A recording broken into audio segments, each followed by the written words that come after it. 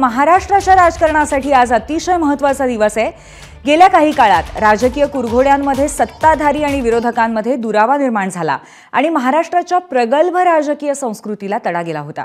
महाराष्ट्राची प्रगल्भ राजकीय संस्कृती पुन्हा रुळावर येईल का याचं उत्तर आज मिळणार आहे।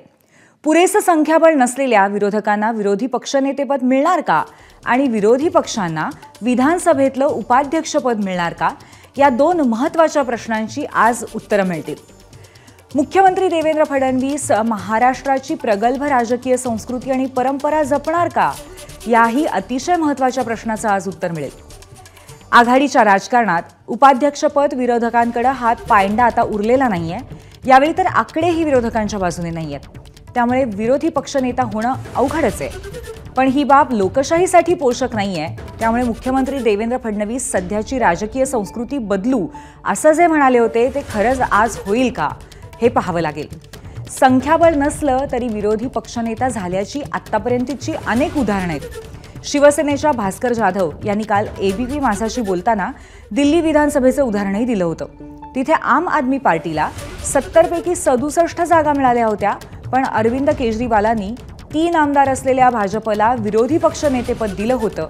याकडे भास्कर जाधव यांनी लक्ष वेधलं होतं आणि अशाच पद्धतीच्या संस्कृतीची पुनरावृत्ती महाराष्ट्रामध्ये होतीये का, विरोधी पक्षनेतेपद हे महाविकास आघाडीला दिलं जातंय का हे पाहण्याची आज उत्सुकता आहे। दरम्यान यावर काँग्रेसचे प्रदेशाध्यक्ष नाना पटोले आणि ठाकरेंच्या शिवसेनेच्या भास्कर जाधवांनी काय काय प्रतिक्रिया दिल्या आहेत पाहूयात। विधानसभा अध्यक्षपद हे बिनविरोध व्हावं ही आपली परंपरा राहिलेली आहे। त्याच्यामुळे त्या परंपरेप्रमाणे फॉर्म पण आम्ही भरायचा नाही असं ठरलेलं होतं आणि त्याच्यामुळे आम्ही आज फॉर्म भरलेला नाही।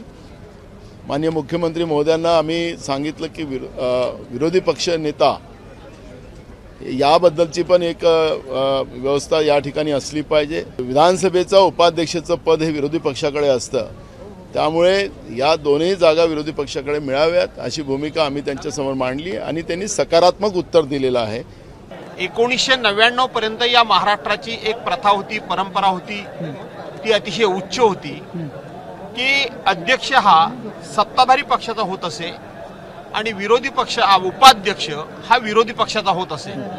1999 साली त्यावेळेला शिवसेना भाजप युतीच्या काही चुकांमुळे ती प्रथा खंडित झाली। महोदयांना आम्ही विनंती केली की राज्याचे विधानसभेचे उपाध्यक्ष म्हणून विरोधी पक्षाच्या सदस्यांना तुम्ही संधी द्या। एबीपी माझा, उघडा डोळे बघा नीट।